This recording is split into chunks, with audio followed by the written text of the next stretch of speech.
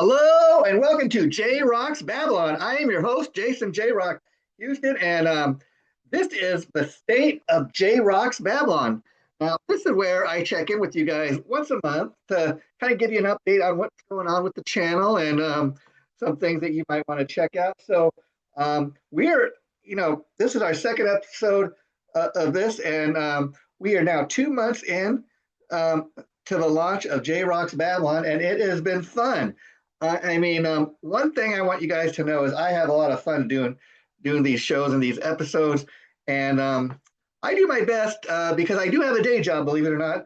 This is not all I do, but in between my day job, when I have some downtime after work, sometimes in the evening and on the weekend, especially, that's when I do these episodes, and so I try to create as much new content for you as possible. That is my goal with Jrock's Babylon. We always want to kind of deliver the goods for you guys. We don't want you to check out here, on our site and have nothing new for you. So first of all, we have launched the official Jrock's Babylon Facebook page, and we also have a YouTube page we've just launched. So I'd love for you guys to go and check out the Facebook page and join both the Facebook page and the YouTube page. So if you go to our Facebook page, there will be links where you can do that. So thanks for doing that. Thanks for checking out what we've done so far in the first 2 months since launching the channel. Now, a big part of what we do is I set up interviews, these video interviews that I record over Zoom with some great hard rock and metal musicians. That is basically what we're here to do. I love to interview up and coming artists, established artists. In fact, I have never been one to turn down an interview for. I believe everybody's got an interesting story to tell, and everybody given the opportunity to tell a story, let them tell it. In fact, a former site where I used to work, for part of the reason for me no longer being associated with that site is I started having the powers that be telling me that the goal is to get the numbers up, and we want to make sure we only have top tier guests. Well, everybody that we interview and welcome on our show, we consider to be a top tier guest. It doesn't matter if you're in an established rock band, doesn't matter if you're an upcoming band. We want to hear your story, and that's what this is all about. So let me tell you about some of the recent interviews we've done just in the last week. In fact, just last night, I conducted an interview with this gentleman from the band Pariah, and his name was Quinn. And I got to tell you, it's interesting because as I always do, I like to do some research on who I'm interviewing, so I can come up with some good questions, and I have a little background on who I'm interviewing and talking to. That's always a very important part of doing these interviews because, can you imagine watching somebody interviewing somebody and they haven't even listened to a single song by the artist or hasn't even checked out a music video or something? What the hell are you going to talk about? And I've watched some of these interviews, on other YouTube pages where people seem to kind of just go through emotions. But I want you guys to know before I even interview anybody, I do research who I'm going to be interviewing. So I at least have a couple songs or music videos I will check out. So when I'm talking to the person, I can get the details and ask them specific questions on their music, their songs, their videos, whatever the case may be. Well, Quinn here, the lead singer of Pariah, I got to share with you, before interviewing Quinn, I never really heard of the band until his publicist, Jamie Roberts, who has given me a lot of great interviews over the years, sent me a press release on him. I went in and did the research, and even after researching him, I wasn't able to find a truckload about him, but I found enough that was there, on the internet about him to do a decent interview. So I urge you guys to go check that out. Now, I always love, as was the case with this interview with Quinn from Pariah, I always love to ask people, hey, tell me the story behind your band's name, because I know I know in my career of talking to of interviewing musicians and bands, or that's one of the hardest things is to come up with a band name. So I always love to ask that because it's very seldom that there's not an interesting story behind how they came up with the name. So that's always a question I do love to ask. And what I loved about this is Pariah is pretty much Quinn's solo project. He's got other musicians that report on the tracks with him, that he writes with, but it's basically his project. And as he explains in the interview, he's been chasing his musical dream for, I believe, said like the last 15, 16 years, something like that. And he's finally at a place where, he's getting ready to release an EP worth of music. And so he's been a truckload of bands, but this stuff, he's only got one song out so far, and that is for the song Pendulum. And he said, like pendulum kind of swings back and forth, like it's ups and downs of life. So, and I think Quinn chose the right track because it's a real loud, bombastic, aggressive song. So check out the band Pariah, and Pariah is a great name too for his project because it's one word. It says a lot. It lets you know, okay, this is something that's pretty. It's metal. It's aggressive, and when you check out the song, it leaves you wanting more. Okay, so that is one of the current interviews we have up. Another one I did in the last week was with two of the members of the band, Dystopica. Now, I thought the name of the band was yeah, that's how I was calling it, Dystopica, or Dystopia. But actually the lead singer Becky told me, I got the idea to name the band Dystopica. That's how we say the name, man. She said, but you're right. People have different ways of saying the name, and it's kind of interesting because it gives people something to talk about. But she told me that she got the inspiration for the band's name actually because of the title of the Megadeth album that came out a few years ago. So that was an interesting thing we learned about Dystopica.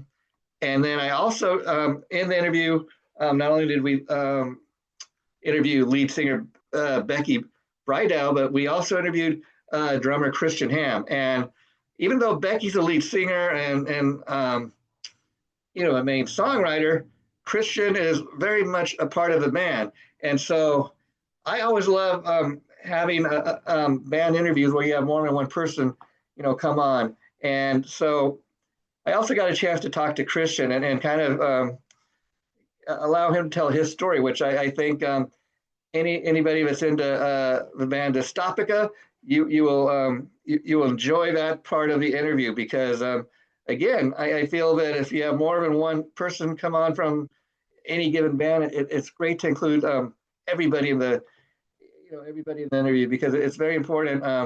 How boring would it be to just have these two people come take part in the interview, and then I end up asking most of the questions to the lead singer, which is maybe typically done. But again, I in these interviews, when that happens, I always want to be sure that I include everybody that's taken part in the interview, and I try to do my best not to ask one person more questions than the other. But it just kind of depends on the individual. Sometimes you get somebody that's very well spoken. They're maybe the spokesperson of the band. They do most of the talking.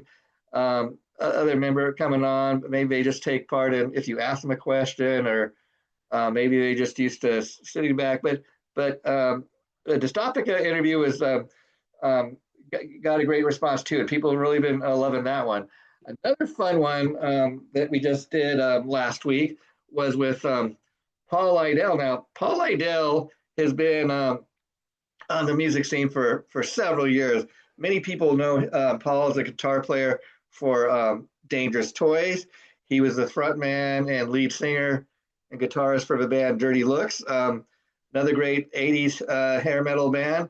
But just last year, Paul formed this new band called Paul Idell's Scream Therapy. And I got a chance to interview Paul last year when the debut album from Scream Therapy came out. That came out on Paris Records, as did the new album that is coming out. I believe it's October 17th. Also going to be released on Paris Records. Paris Records they just recently celebrated in 2024 the 30th anniversary of Paris Records. Tom Mathers, who is the president and CEO of Paris Records, he's a longtime friend of mine, and I love the fact that Paris Records is still around. You know, I think just about a year ago, I got a chance also to interview Tom Mathers about the 30th anniversary of Paris Records. Me and my good friend and former This Is Metal co-host Tom Collier, we both got a chance when we were hosting the This Is Metal show last year to interview Tom. So you can go on the internet if you want to find the Tom Mathers interview. Also, on the This Is Metal show last year, that's the very first time I got a chance to interview Paul Lydell. And in this new interview, it just went up last week. Once again, Paul was a very down-to-earth, friendly guy, super easy to talk to. Music is what he does. It's his life. It's the air he breathes, and you can tell. Like I said, Dangerous Toys, Dirty Looks, and now Scream Therapy. And Paul is very much the front man, but he's got a great band backing him. The new album, which comes out October 17th, as I said, is called Are You Ready? And believe me, they are ready. And Paul and I talked in this new interview about the fact that now the band has two, albums worth of material, to kind of create a set list. And in the interview, we talk a lot about that. And he's got a home studio. That's actually where he was coming from. If you look in the background, he's got a great home studio. We talked a little bit about that. And Paul is just a super friendly, down-to-earth guy. And that's why when you watch that interview that I did with Paul Lydell, you're also going to see that, because again, I'd interviewed him previously before, and that's always fun to do because, now that I had done one previous interview, we had developed a little bit of a relationship, to the point where, when we did the new interview, Paul remembered me from the last time, and we talked a little bit about that. And so it's always fun to talk to somebody and see that they're progressing in their career. I mean, Paul at this point, he's a legendary hard rock artist, like I said, from Dangerous Toys, Dirty Looks, into the new Scream Therapy band now. And so again, we also talked about the fact that Scream Therapy, in just under pretty much 1 year, has already got a kick-ass new album that's on about ready to drop, October 17th. So be looking for that. Now, the other big thing going on at Jrock's Babylon is, when we checked in at the end of month one, I shared with you guys that that we were getting ready to launch a pop culture show. I had previously hosted with a good friend of mine, Gar Bor's Time Machine, which was a pop culture show, but it was very different because it was an audio type of thing where we would kind of create a video slideshow, and depending on what we were talking about, you'd see pictures, like if we did an episode on King Kong, so we'd go on the internet and find great photos from having to do with King Kong, the original King Kong from 1931, I believe it was. And so me and Gar would do a research, and we talk about these classic TV shows, classic movies, classic albums, and it was so much fun to have somebody to do that with. Well, as I shared with you last time, in August, sadly, the powers that be decided they were not interested in doing any more new episodes of Gar Bor's Time Machine. And you know what? I miss doing the show with Gar, but I will tell you what, now that the show is kind of, at that place in its career, no more new episodes, we continue to celebrate the show, look back on it very fondly. But I also wanted, when I launched Jrock's Babylon, to continue to have a pop culture show. Now, this is very different type of show for many reasons. First of all, I'm doing it by myself. I'd offered my previous partner, Gar Boris, hey, let's do a new pop culture show. Let's let's do it on video. Let's make it like a Zoom type thing. Um, and and he's also the frontman of the Los Angeles-based Guns N' Roses tribute band, uh, Appetite for Destruction, and he's very busy doing that these days. And so, I put the offer out there for if Gar ever wants to come on as a guest host, or something. Maybe we could do that one day. But in the meantime, we finally launched the pop culture show, which I'm calling Jrock's Pop Culture Revolution. A great catchy kind of cool sounding name that I came up with. Um, we're three episodes into this so far. Now, for episode one, what I did is I thought it'd be fun to go back and look at some of my favorite classic TV shows because so many of them had these great catchphrases. Everything from sit on it to a and stifle, stifle, stifle, dynamite. These are just a few of the ones that we talked about. In fact, much to my amazement, after recording episode one and talking about so many of those classic catchphrases, I realized that there were so many that I also left out. And episode one is about almost 25 minutes long, I think. And so I thought to myself, so many of these great catchphrases I left out. And so I thought, you know what? It's got to be a part two to episode one. And so that's why the first episode is two parts. Okay. And so in part two, I mean, for example, and the other main reason I did a part two to the premiere episode of Jrock's Pop Culture Revolution was because also that week, actress Polly Holliday, who was the last surviving member of the cast of Alice that was still alive, she had passed away that week. And that was one of the things that I thought, how the hell could I have forgotten to mention Kiss My Grits? Okay, so I thought, okay, that's reason enough to do a part two to episode one because, I want to do a little, pay a little tribute to Polly Holliday, Flo from Alice. And I thought, okay, we gotta include also Kiss My Grits. I mean, come on. That was one of the classic catchphrases from the 1970s and 1980s. So that's why we did that now. And episode two, again, this is something that was not originally planned, but in doing episode two, I thought, okay, it'd be a great opportunity to do an episode on some of the most memorable characters from my favorite classic TV shows.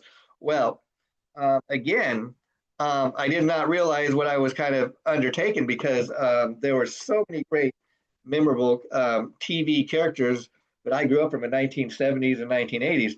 But we also, in what ended up being another two-part episode, for part one, I went back to even a couple years before I was even born. And so part one was focusing on classic TV shows from the 1960s and the 1970s. And again, because, even though I came into the world July 4th, 1971, a lot of those classic TV shows from the 1960s that were on TV before I was ever born, I caught in reruns. So I'm talking about stuff like the classic Batman TV show with Adam West and Burt Ward, talking about Bewitched, I Dream of Jeannie, the Brady Bunch. So some of those shows we talked about, some we didn't, and then after doing that, I realized, you know what? There were also so many great characters from classic TV shows from the 1980s, and so I thought, you know what? Part two's got to be just focusing on the 1980s era of my favorite classic TV shows. And so again, we did that because not to overload you, but I thought, we got to give a complete picture about this. And the 1980s, had shows like, Cheers and Alf and Roseanne, so many other great TV shows that made the list. So So we had to do that. Now, for part three that just went up this week, I wanted to do something a little different. Like for the first two episodes, which were both two-part episodes, we talked about a lot of great classic TV shows. So episode three, I thought, okay, we're gonna talk about an old classic movie. Now, when I say classic, I had to go all the way back to 1939. Um, and I came across, and I want you guys to know that like especially when I'm doing an episode of Jrock's Pop Culture Revolution, I'm talking about a movie. Well, anything to talk about. I first of all talking about classic TV shows. I know a lot about that, and I also do the research, which means I look up fun, interesting facts I think you'll want to know about, and I write it down. I'm sure to mention it while we're recording the episode. Now, in doing a episode on a movie such as a Hunchback of Notre Dame, okay, I'm aware of many of these movies, but some of them I've never seen before. Now, of course, in reference to the Hunchback of Notre Dame, many people might think I'm referencing a classic Disney cartoon from the 1990s. That is not what this is. Um, and this is again going all the way back to 1939. It's a black and white movie, and so I know what the movie's about. I even seen the Disney cartoon, which this is nothing like. It's based on the same story, very much indeed, but the fact that it's not an animated Disney cartoon, it makes it a very different film. Because again, going back to 1939, it's a black and white movie that gives you a totally different movie going experience for many reasons. The main character in the movie is kind of he's made fun of. He's really uh, made to suffer. He's tortured, and many people torturing him. They seem to enjoy torturing him. So there's that aspect of the movie, and we get all into it. And again, I want to know what I'm talking about, so I want to do a lot more than just going on the internet and reading about the movie. It's very important when I do these episodes that I know what I'm talking about. So in this case, I went and ordered the Blu-ray of a movie that came out in 1939. And oftentimes you can go on YouTube and you can find the classic movie trailers for even something like that dating back to 1939. And what I learned in watching the Hunchback of Notre Dame and doing the research on for the episode is I learned that in the 1930s, this was right after the Great Depression, and at the same time, this was considered the golden era of Hollywood when they were just in the early stages of learning how to make movies, and so a lot of stuff was learned as they were making these movies, and being that this was after the Great Depression in Hollywood, many of the Hollywood studios were into making big, over the top, epic type films. And so we get into this. And what I like to do at the end of each episode is try to know what we're going to be talking about for the next episode. So you can go and check out episode three, and that's just a one-part episode because within 35 minutes of the episode, we talked about everything that we pretty much need to let you know about the Hunchback of Notre Dame. And so what I hope to do with an episode like that is have somebody watch it and maybe kind of think, oh yeah, hey, I seen the Hunchback of Notre Dame, the animated Disney cartoon. I didn't realize there was a movie from 1939 that was actually based on. Actually, it's based on Victor Hugo's novel from the late 1800s, if you can believe that. So that's how far back the story of the Hunchback of Notre Dame, dates back. And that's another fun aspect of doing these pop culture revolution episodes. And so if you check out the current episode three, on the Hunchback of Notre Dame, as we end the episode, I tell you, okay, tune in for episode four sometime next week, because when we do that episode, we're going to be talking about a classic Foghat album from 1975. It is celebrating its 50th anniversary this year. In fact, they put out a great 2-disc 50th year anniversary of Foghat's album for Fool for the City. Great album, great songs on there. And once again, for episode four, we are going to get all into that classic album, and we're going to talk also about the bonus disc that comes on a special anniversary edition of the album.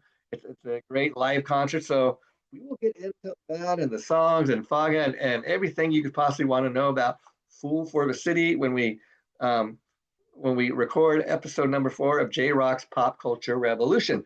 Final thing for this episode, the state of Jrock's Babylon. Again, 2 months into the launching of our beautiful channel here, this weekend we are going to relaunch a show I did previously on Chaotic Riff TV. It's a show that I created and developed with my good friend Vince Lupo. Vince and I hooked up a number of years ago when he's playing in a Rolling Stones tribute band called Mick Adams and the Stones. Now, I should note that he's no longer playing with that band, but Vince plays out in many different tribute bands. We'll talk about Vince and all his bands maybe next time. But Vince and I, around COVID, we launched a radio podcast for a show called Remembering Woodstock, and it ran for about maybe a couple of years. We did about 13 episodes or so. You can still go on the internet and find those. But I reached out to Vince, just last year, towards the end of 2024, about, hey, Vince, it would be fun to do something with you, create a new show, but I'd like to do something over Zoom. And so Vince is, from me and him are from different generations, obviously. He's a bit older than me, but we love many of the same bands and music. Now, what's funny is in doing Remembering Woodstock with Vince, he introduced me to a lot of great bands that I might not have listened to otherwise, and talking about some of these Woodstock era bands. But it was fun because I had to do my homework and research some of these bands, so I was prepared to do the episode. And it was like rock and roll history school. Vince has a great radio voice. He's what I call a rock and roll historian. It's real fun to do a show with. And I had even more fun. We're basically 3 episodes into Remembering Generations. And then the show came to a sad end kind of when Chaotic Riff was no longer interested in doing new episodes of the show, but they said that since they were not interested in doing new episodes, that it would be perfectly fine for me to relaunch a show over here on Jrock's Babylon, which is what Vince and I plan to do this weekend. So this will be episode 4. Episode 4 is going to be on Jimi Hendrix. So looking forward to that. If you want to check out the first 3 episodes, you can go on YouTube. Just type in Remembering Our Generations. And episode 1 was on 60 years of The Who. Episode 2 was on Cream's greatest hits. And then episode 3 was about the Beatles' appearance on the Ed Sullivan Show for the very first time. I have had fun chatting with you guys and letting you know what's available currently on Jrock's Babylon. Tune in each week. I do my best to have at least 2 to 3 new things up a week. Sometimes, though, we have a lot more going on. So check it out. See you again real soon. Be sure you join the official Facebook page and YouTube page for Jrock's Babylon. We appreciate that. See you again real soon. Take care, my friends. Bye for now.